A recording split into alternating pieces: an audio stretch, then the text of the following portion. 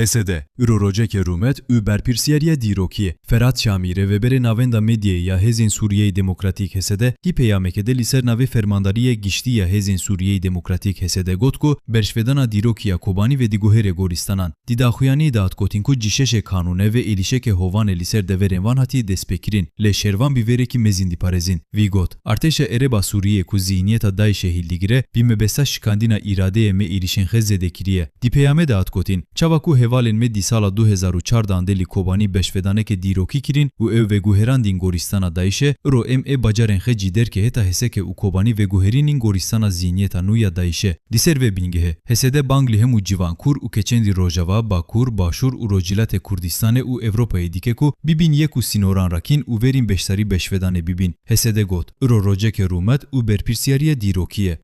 Pêşa roja me hewqa reş kir me da destê dijminê me. Gelê Kurd, gelê Kurd, gelê Kurd nehênin. Kurdistan perişan e, Kurdistan perişan e. Nehênin mazlar mı? Dagîr keravanên se Kurdistanê. Nehêlin dilê me dişewtî diye. Em çuqa ban dikin bo aştî, dostî, birayetî. Bila şer nebe kes nemre. Lê dijminekî xeddarî pîs e.